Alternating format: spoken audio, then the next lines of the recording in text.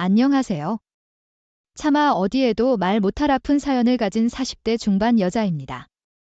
저는 짧은 기간 동안 무려 3명의 가족을 잃게 됐어요.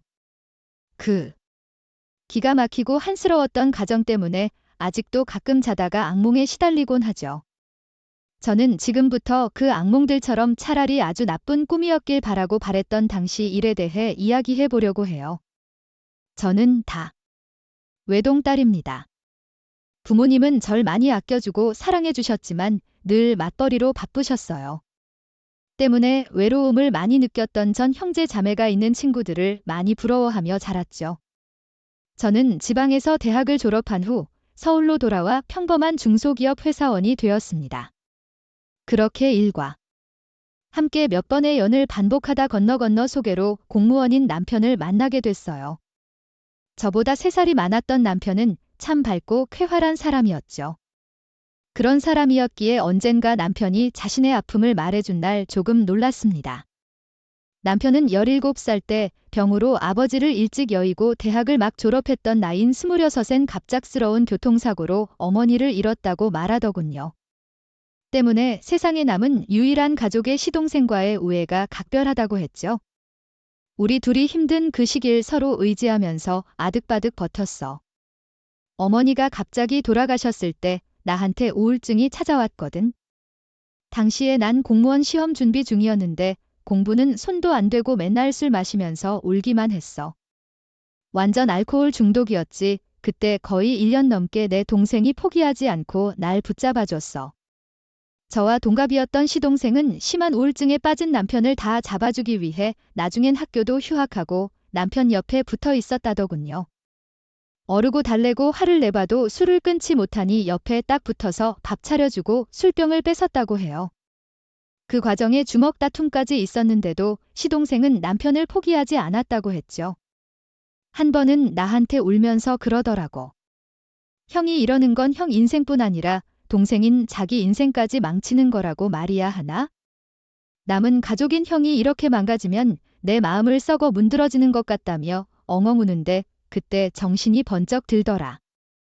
아무리 가족이라도 살면서 날 위해 이렇게까지 해줄 수 있는 사람이 과연 동생 말고 또 있을까 싶어서 눈물이 났어.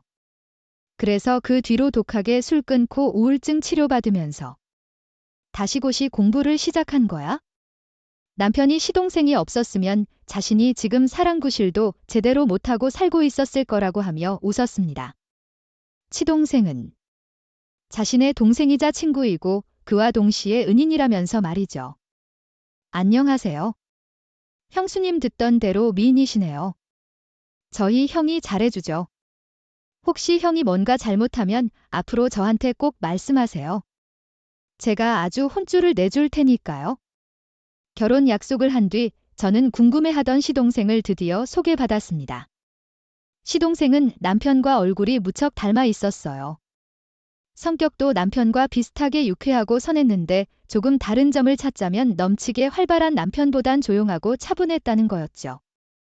남편에게 들은 이야기가 있어 처음 만난 날부터 전 시동생이 참 좋았습니다. 고맙게도 저와 동갑이었던 시동생 또한 그런절 형수하며 친근하게 따라줬어요. 저희 부모님도 남편을 무척 마음에 들어 하셨고 그렇게 전 나이 32에 결혼해 남편과 시동생이라는 소중한 가족이 생기게 됐죠.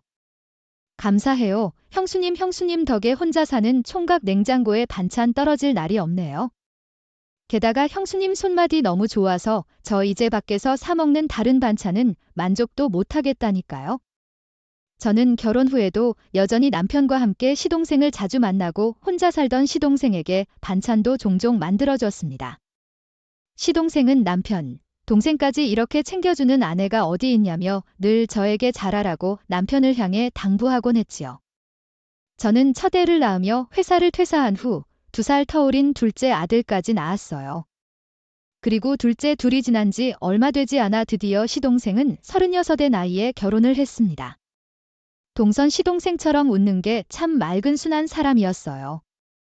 결혼 축하해 동서난 어릴 때부터 그렇게 잠을 갖고 싶었거든. 그래서 난 동서가 너무 반갑고 좋아 우리 앞으로 친자매처럼 정말 잘 지내보자. 자매가 갖고 싶었던 전 동서가 생긴 것이 참 기뻤습니다. 동서 또한 결혼 전 시동생에게 귀가 닳도록 제 칭찬을 들었다며 고맙게도 절 좋아해 주더라고요. 그렇게 전 그토록 염원하던 여동생을 동서라는 이름으로 만날 수 있게 됐죠. 같은 서울 내 차로 30분 거리에 살던 우리 두 부부는 자주 서로의 집을 오가며 더 각별한 우애를 쌓고 살았어요. 우린 우리 아이들까지 다 함께 계곡으로 바다로 여행도 다녔고 동서가 첫일 임신했을 땐 태교 여행으로 베트남에 다녀오기도 했습니다.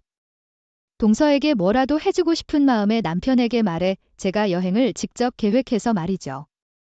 형님, 매번 죄송해서 어떡해요. 그리고 반찬만으로도 감사한데 이러지 않으셔도 돼요? 이따가 남편 놈에 해달라고 하면 되는데.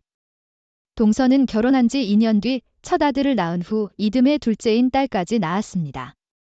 당시 저는 애들 어린이집에 맡기고 반찬 가게를 할 때였는데 종종 일찍 가게 문을 닫고 동서에게 반찬을 만들어 가져다 줬어요. 동서가 둘째 임신했을 땐 유독 발이 심하게 붓던 동서가 걱정돼 한두 시간 내내 발을 주물러 주기도 했죠. 동성 그런 저에게 늘 미안하고 고마워했습니다. 동서 친정도 먼 시골이잖아. 동서 언니도 결혼하고 친정 근처에 살고 가족들이 혼자 멀리 사는 동서 걱정을 얼마나 하겠어? 그러니까 나라도 와서 동서를 챙겨줘야지. 내가 동서 부모님 언니 대신이야. 그래서인지 동서는 시간이 흐를수록 점점 더 저를 따랐습니다.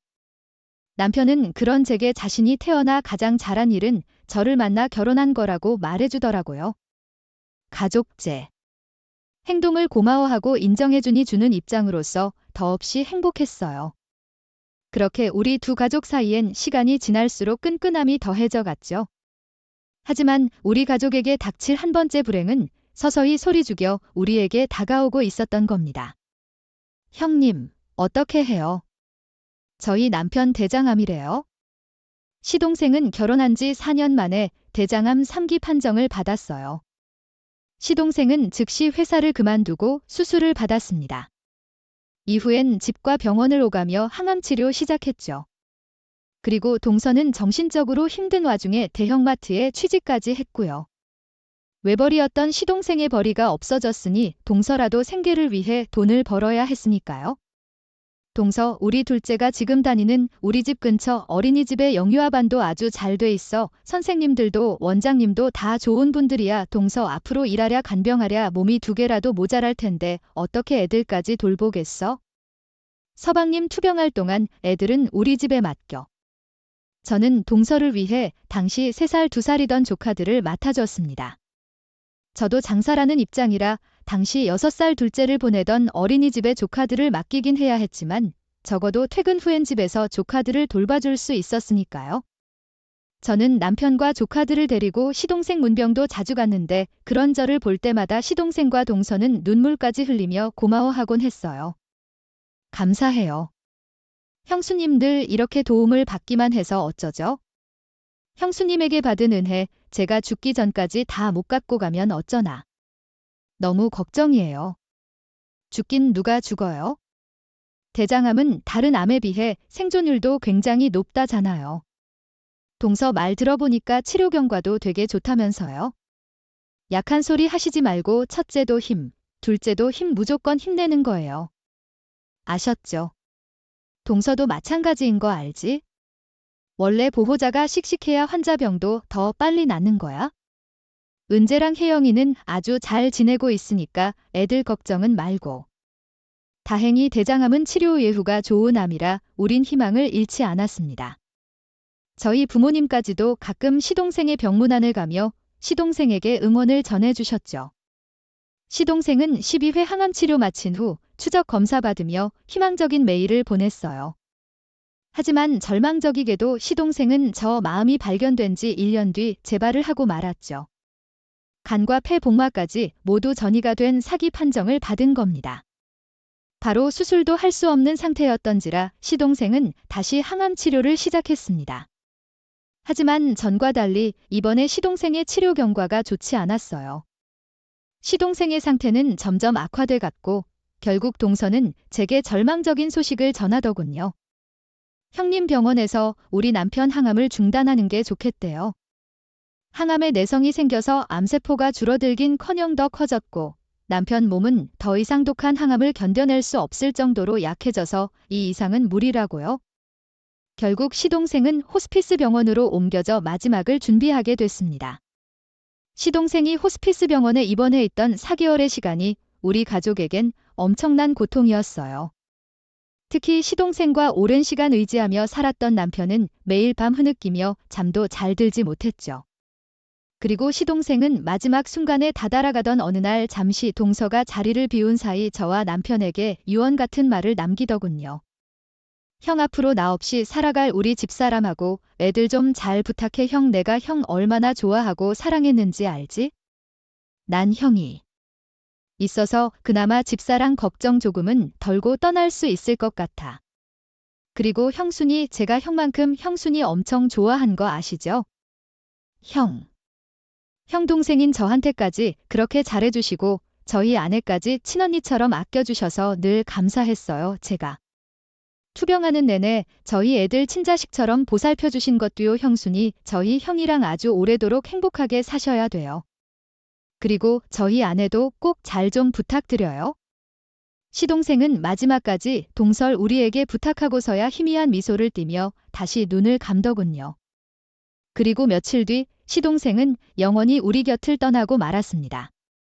고작 5살, 4살이던 조카들과 동서만 남기고서 투병한 지 2년 3개월 만에 말이죠. 여보, 이렇게 나랑 우리 애들만 두고 가지 마.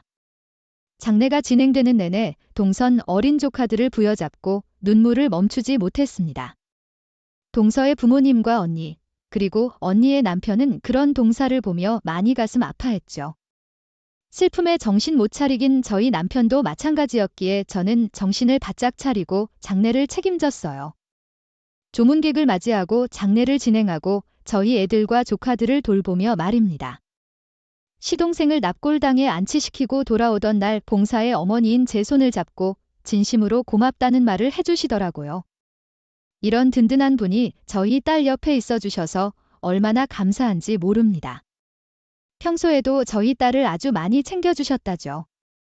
염치 없지만 앞으로도 저희 딸 잘 좀 부탁드립니다. 동서도 동서지만 저는 저희 남편도 많이 걱정되더라고요. 남편. 시동생이 얼마나 각별한 형제 사이였는지 잘 알고 있었으니까요. 하지만 남편은 의연하게 슬픔을 견뎌내더군요. 시동생의 유언대로 동서와 조카들을 돌봐주기 위해선 자신이 무너지면 안 된다면서요. 시동생이 세상을 떠난 뒤 저와 남편은 1, 2주에 한 번씩 동선을 들리기 시작했어요. 또한 비교적 퇴근이 자유로웠던 전 남편 없이도 자주 동설 찾아가 동서와 조카들을 돌봤죠. 동서, 왜 이렇게 말랐어? 밥은 제대로 먹고 있는 거야? 동서 남편 일을 안 했지만 동시에 아빠 일은 애들 엄마이기도 해. 동서가 잘 먹고 건강해 애들을 키우지. 내가 해다주는 반찬 우리 조카들뿐만 아니라 동서도 위한 마음이 가져오는 거야. 그러니까 먹고 우선 살아보자 우리요. 저는 몸도 마음도 지쳤을 동설 위해 여전히 며칠에 한 번씩 반찬과 국을 싸들고 가서 냉장고를 채워줬습니다. 동서도 거의 2년간 저희 집에서 자식처럼 키운 조카들도 모두 걱정됐으니까요. 친정에 일이 있거나 몸이 좋지 않아 남편 혼자 보낼 때도 늘 동서줄 반찬을 들려보냈죠. 또한 살림이 빠듯할 동설 위해 백화점에서 가끔 옷도 사다 건네줬어요. 동서, 이거 내가 일이 있어서 백화점 갔다가 동서 생각나서 코트 하나 샀어. 동서, 서방님 가신 뒤로 애들 거만 챙기지 동서 옷은 제대로 사 입지도 않았잖아. 이것 되게 비싼 브랜드잖아. 형님네도 애 둘 키우면서 그리 넉넉한 형편 아니실 텐데 매번 공짜로 저희 집 반찬에다 주시고 저희 애들 오시면 장난감이며 사다 주시고 형님도 아주버님도 너무 무리하시는 거 아니에요? 가족한테 돈 쓰는 게 왜 무리야? 우리도 다 생각하고 돈 쓰는 거니까 그런 생각할 필요 없어. 내가 친언니는 아니지만 마음으로 이어진 동서 언니인데 동서한테 좋은 거 사주고 먹이고 싶은 건 당연한 거지. 멀리 사는 저희 친언니도 저한테 이렇게 신경 써주지는 않는데 너무 감사해요. 형님. 저와 남편은 그렇게 동설 기운 차리게 하기 위해 열심히 노력했습니다. 하지만 슬픔이 너무 커서인지 시동생의 첫 기일이 지난 후에도 동선 여전히 우울해하고 힘들어하는 모습을 보였죠. 그런데 그쯤 저희 친정엄마께서 병을 얻어 갑자기 몸이 안 좋아지셨어요. 목숨에 무리가 있는 중병은 아니었지만 연세가 있으시다 보니 엄마가 너무 걱정되더군요. 게다가 자식이라곤 저 혼자였으니 지금은 부모님을 챙길 때다 싶어 저는 동선애보다 친정을 훨씬 자주 찾아가게 됐습니다. 하지만 반대로 남편은 저희 부모님을 찾아뵙는 건 아주 가끔이고 오히려 저 없이도 전보다 동설 더 자주 찾아가더라고요. 주로 이유는 조카들이었죠. 애들이 우리 집에 오랫동안 있어서인지 날 엄청 잘 따랐잖아. 거기다가 아빠까지 없으니까 날 계속 찾더라고. 당신도 알지?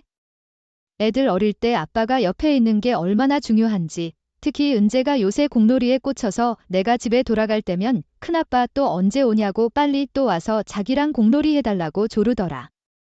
죽은 성민이가 그 모습 보면 얼마나 마음 아파할까 싶어서 자꾸만 은지 얼굴이 눈앞에 아른거리더라고. 여보 아까 재수씨 휴대폰으로 혜영이랑 통화를 했었는데 혜영이가 어린이집에서 아빠 발 씻겨주기 숙제 받아왔달. 자기는 아빠가 없으니까 큰아빠 발이 씻겨주면 안 되냐고 물어보는데 나도 모르게 눈물이 나더라. 재수씨 신경 쓰지 말라고 하는데 어떻게 그래? 그래서 나 내일도 재수씨네 좀 가봐야 할 것 같아. 장인 장모님께 자주 못 찾아뵈서 죄송하다고 꼭 좀 전해줘. 늘 죄송해요. 형님 전 괜찮으니까 그만 오셔도 된다고 말씀드렸는데도 아주버님께서 저희 애들이 자꾸 눈에 밟힌다고 오시네요. 마음은 감사한데 형님하고 우리 조카들이 아주버님께 서운하진 않을까? 그게 걱정이에요. 괜찮아. 솔직히 내가 요즘 동서 자주 못 챙겨줘서 걱정이었는데 뭐 우리 남편이라도 가서 동서랑 애들 들여다볼 수 있으니까 얼마나 다행이야? 챙겨주시는 게 없긴요. 저번에 또 아주버님 편으로 보내주신 화장품 잘 받았어요. 형님 매번 아주버님 통해서 반찬도 계속 싸다 주시고 늘 너무 죄송하고 감사해요. 팔반찬 만들면서 좀 더 넉넉히 하면 되는 건데 감산 무슨 우리? 다음 주말엔 오랜만에 우리 남편한테 애들 다 맡겨놓고 둘이 바람 쐬러 놀러 가자. 동서 너무 일 집만 왔다 갔다 하면 겨우 나온 우울증 다시 심해져. 동서는 그런 남편의 행동에 제게 더 미안해 했습니다. 하지만 시동생에 대한 남편의 깊은 우애를 알고 있던 터라 저는 개의치 않고 여전히 동설 챙기며 잘해주었죠. 자주 찾아가지 못해도 늘 전화로 안부를 묻고 가끔은 동서와 둘이 놀러도 다니며 기분을 환기시켜주려고 애썼습니다. 일하랴 애들 돌보고 친정과 동서 둘 다 챙기랴. 몸이 늘 고달팠지만 가족을 위한 일이니 충분히 이겨낼 수 있었습니다. 그렇게 전 동설 언니처럼 챙겨주며 평생 우애 좋게 살고 싶었어요. 하지만 인생은 늘 뜻대로 되지 않는 법이었죠. 저를 찾아온 두 번째 불행은 시동생이 세상을 떠난 지 2년도 더 지났던 어느 날 그림자를 제 앞에 들이우더군요. 당신, 오늘 퇴근이 늦네. 벌써 8시인데 어디야? 나 재수씨랑 삼겹살에 소주 한잔하고 있어. 저번 주 주말에 봤을 때 재수씨 표정이 영 많이 어둡더라고. 무슨 일 있나 싶었는데 그땐 조카들이 있어서 못 물어봤지? 근데 마침 어제 애들이 재수씨 친정 부모님 댁에 며칠간 놀러 갔다고 해서 겸사겸사 무슨 일인지 물어보려고 내가 재수씨 불러냈어. 재수씨가 삼겹살 좋아하잖아. 애들 쉬고 갔다는 얘긴 나도 어제 전화로 들었어. 근데 동서한테 진짜 무슨 일 있어? 아니, 다행히 그땐 그냥 몸이 좀 안 좋았던 거래. 아무튼 기왕 먹기 시작한 거 맞아? 먹고 갈 테니까 나 기다리지 말고 애들이랑 먼저 자. 재수씨 내일 일도 쉰다니까 오랜만에 회포 풀고 갈게. 그날 퇴근이 늦던 남편에게 전화해보니 남편은 동서와 함께 술자리를 가지고 있다고 대답했습니다. 천천히 먹고 나중에 대리운전을 불러서 오겠다고요. 솔직히 조카들도 없는 마당에 굳이 제게 연락도 않고 둘이서만 술을 마시고 있다는 말이 흔쾌하게 들리진 않았어요. 하지만 이내 재수와 시숙사인데 무슨 생각을 하는 건가 싶어 얼른 고개를 흔들었죠. 그런데 그날 밤 12시가 되도록 남편은 집에 들어오지 않더군요. 동서한 남편 두 사람 다 제 전화까지 받지 않더라고요. 그렇게 새벽 4시가 됐고 저는 결국 경찰에 신고하려 휴대폰을 들었습니다. 그리고 딱 그 순간에 남편이 두 손 두 발 멀쩡히 집에 들어오더라고요. 왜 이제 들어와? 동사랑 당신이랑 둘 다 전화 왜 이렇게 안 바꾸어?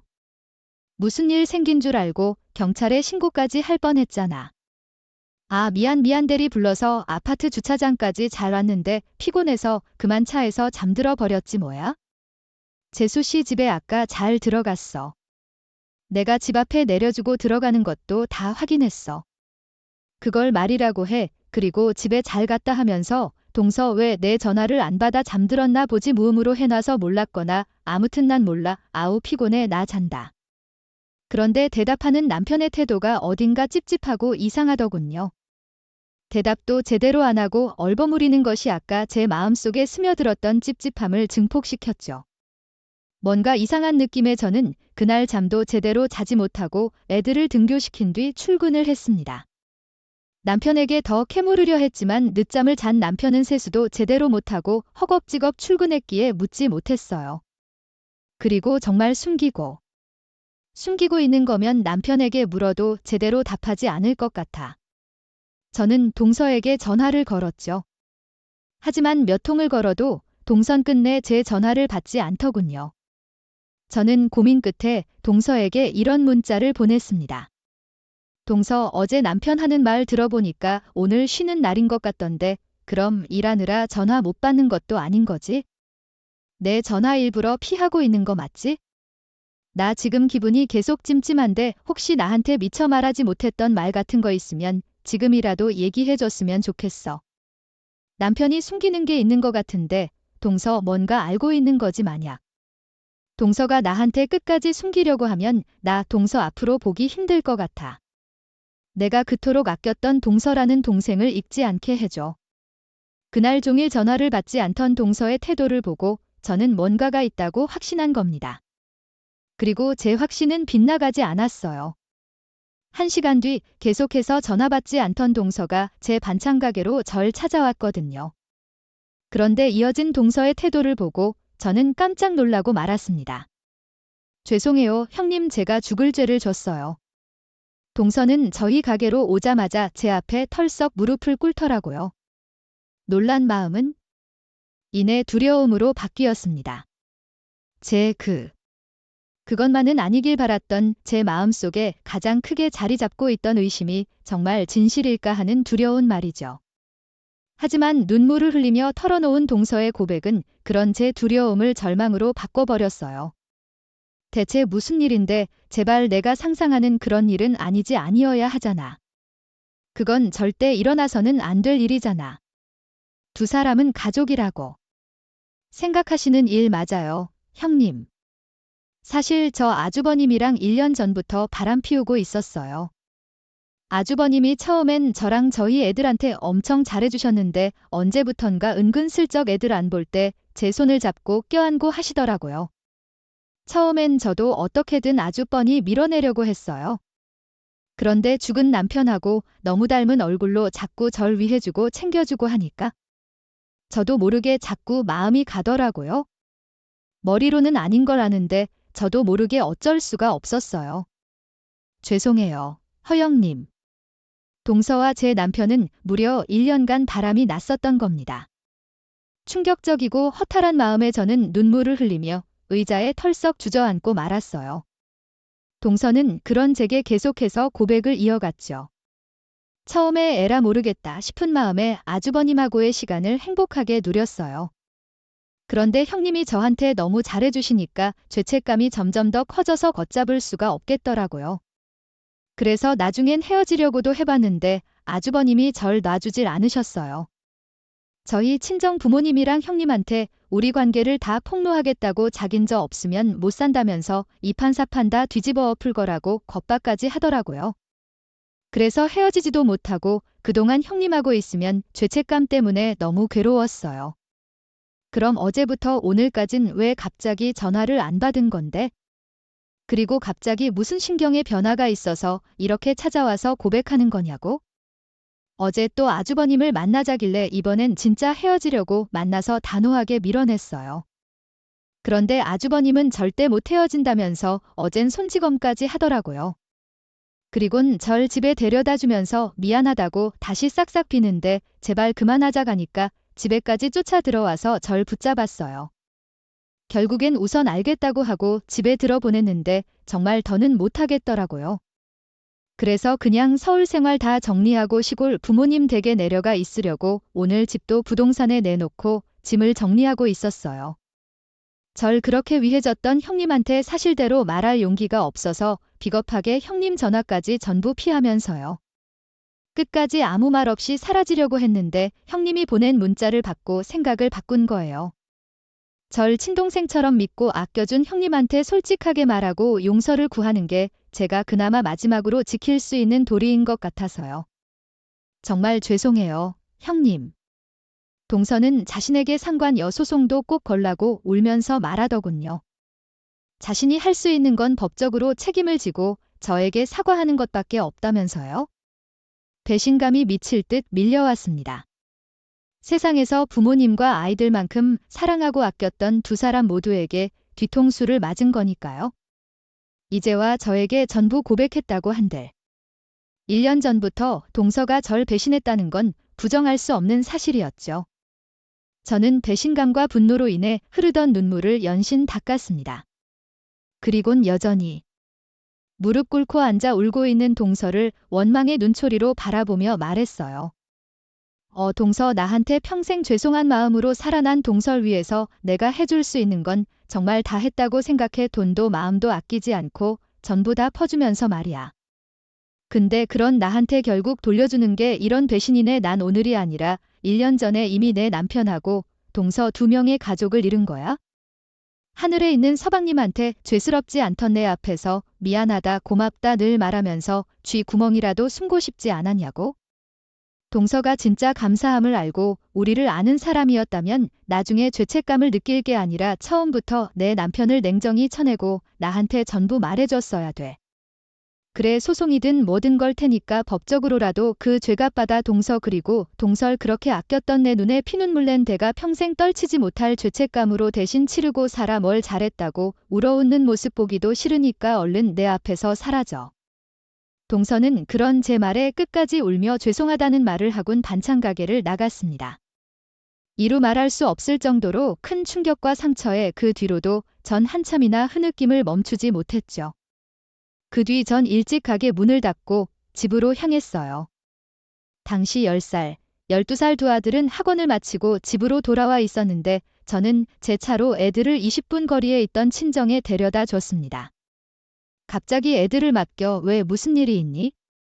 내 아빠 집에 잠깐 일이 있을 것 같은데 애들이 보면 좋지 않을 것 같아서요. 엄마, 몸도 안 좋으신데 애들 부탁해서 죄송해요. 두 분하고 애들 먹을 반찬 가게에서 좀 싸왔어요. 이걸로 저녁 드세요. 제가 나중에 다 자세히 말씀드릴게요.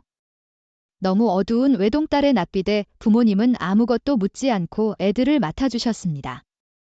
그 뒤 집으로 돌아온 전 끓어오르는 분노를 참으며 남편이 퇴근하길 기다렸어요. 남편은 제가 다시 집에 돌아온 지 30분 만에 집에 돌아오더군요.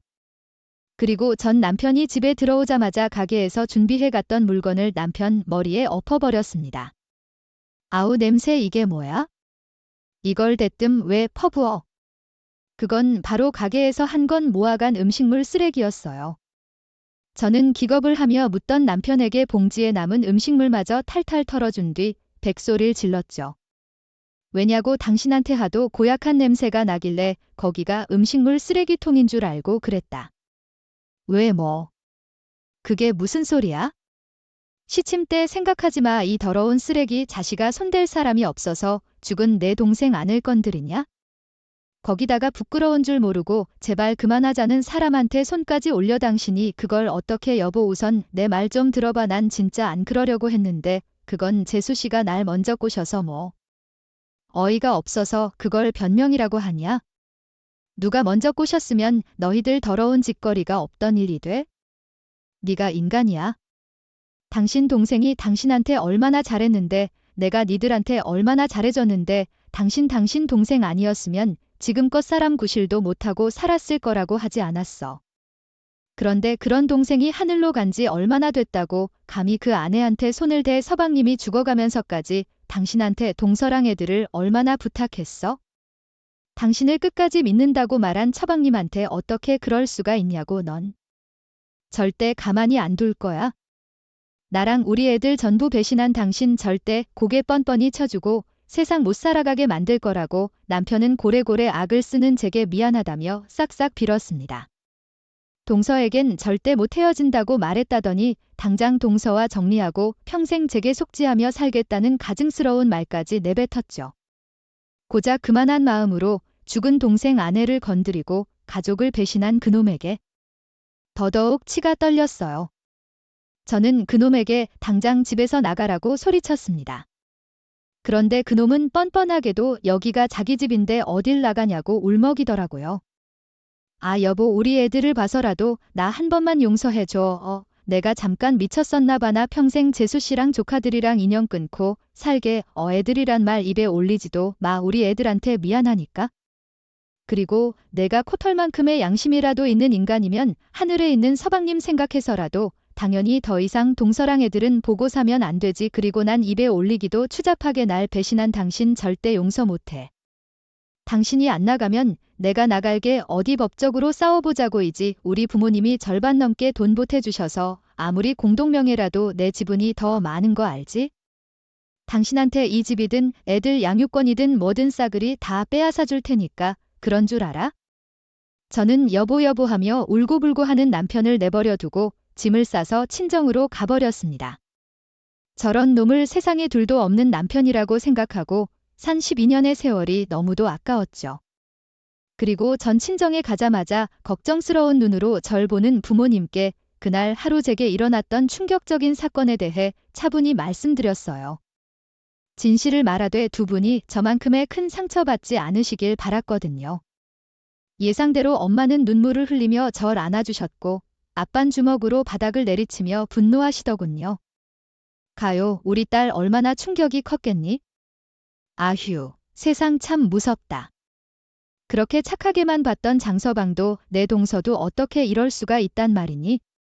장서방이 쓰레기 자식 어떻게 그런 더러운 짓거리로 내 딸 가슴에 상처를 내가 저를 얼마나 아껴줬는데? 속상해하는 부모님을 보니 불효자가 된 것 같은 기분에 눈물이 났습니다.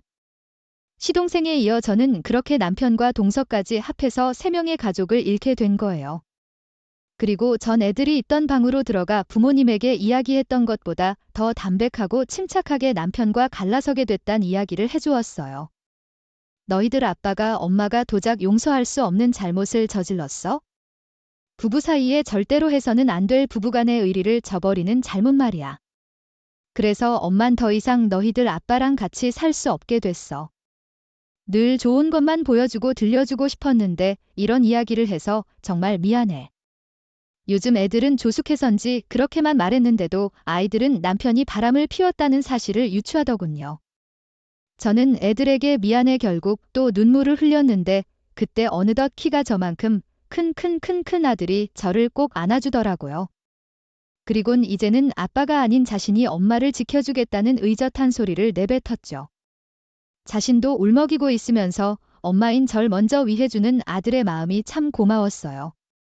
그리고 그런 아이들을 위해서라도 엄마인 제가 힘을 내야 한다고 생각했습니다. 저는 한동안 가게 문을 열지 않고 친정에서 아이들과 함께 지냈어요. 차로 애들을 학교에 등하교시키고 학원도 데려다주고 데려오면서 나머지 시간엔 이혼 소송에 힘을 쏟았죠. 저는 변호사를 선임해 남편에게 이혼 소송을 걸고 남편과 동서에게 위자료를 청구했습니다. 아무리 동서가 제게 모든 진실을 털어놓았다고 한들 동서가 절 배신한 건 사실이었으니까요. 그냥 모든 일을 넘겨버리기엔 제가 동서에게 받았던 상처가 너무 컸던 거죠. 당신 미쳤어. 아무리 화가 났어도 그렇지 이런 사적인 일을 내 직장에까지 알리면 어떡해? 벌써 소문 다 나서 사람들이 다 나만 보면 대놓고 수군대고 손가락질한다고. 또한 저는 남편이 일하던 지자체 모든 사실을 폭로하는 민원을 넣었습니다.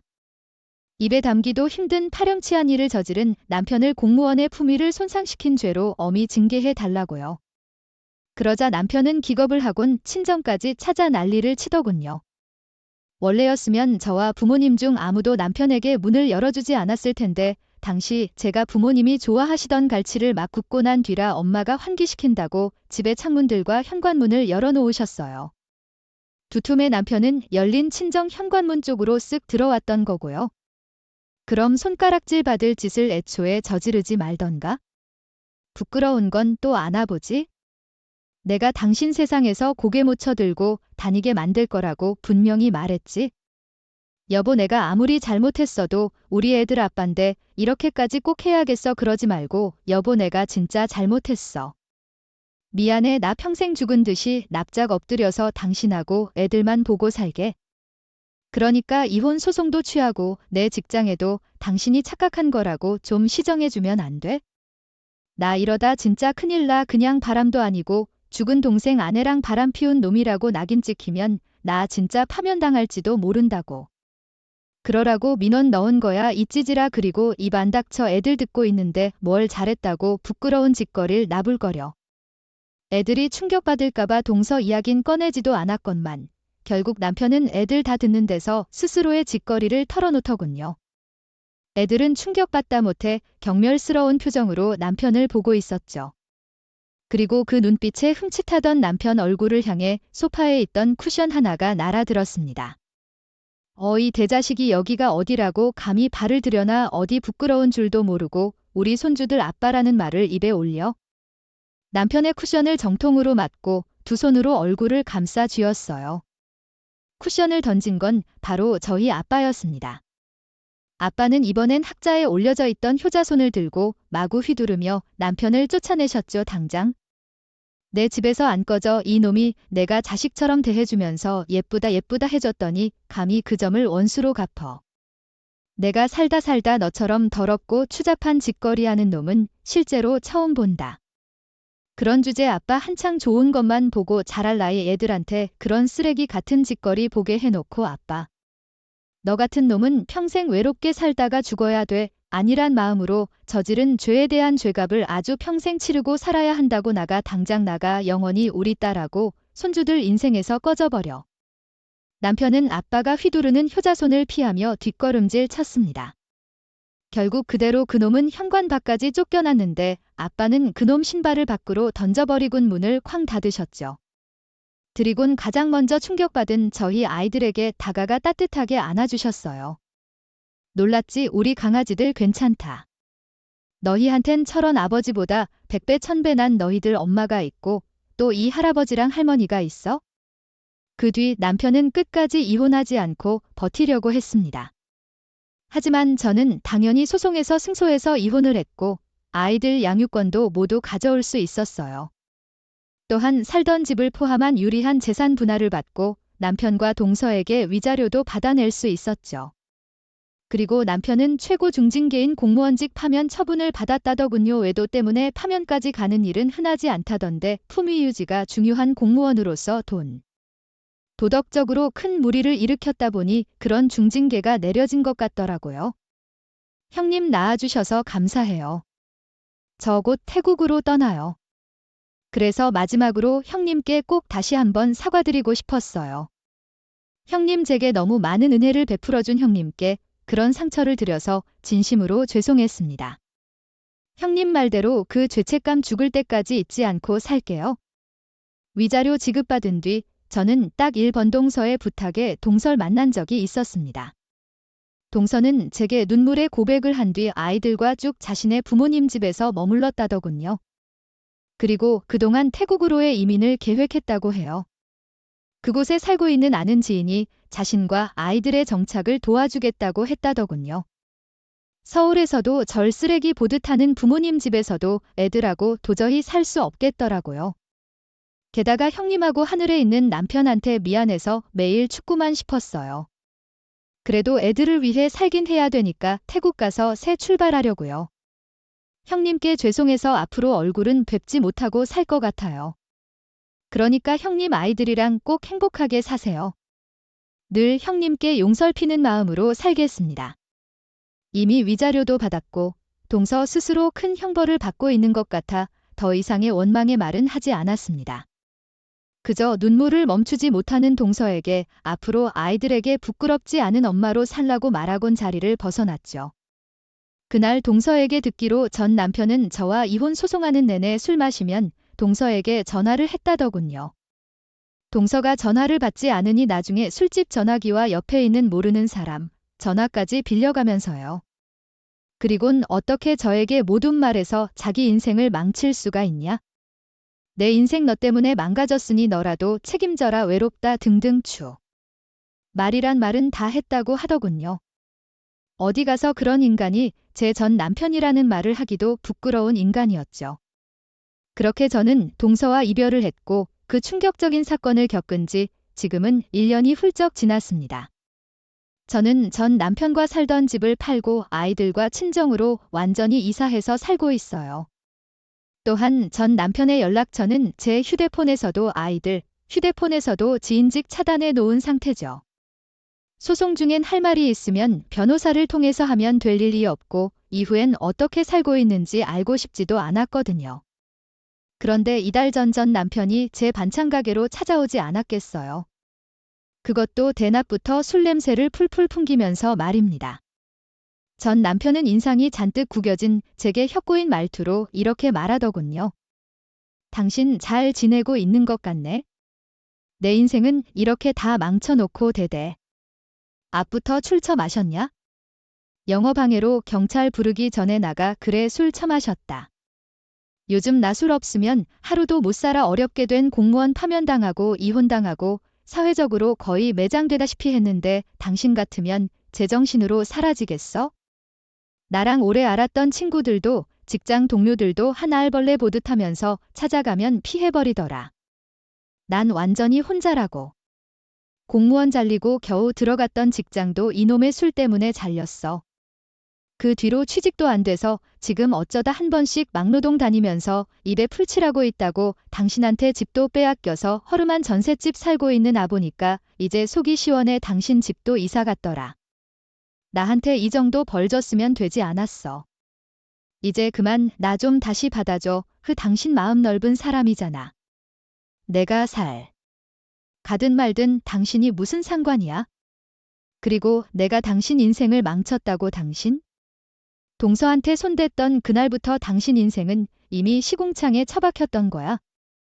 내 마음이 넓다고 그 넓은 마음 당신하고 동서 때문에 모조리 파헤쳐져서 지금 간장 종지만 해졌어.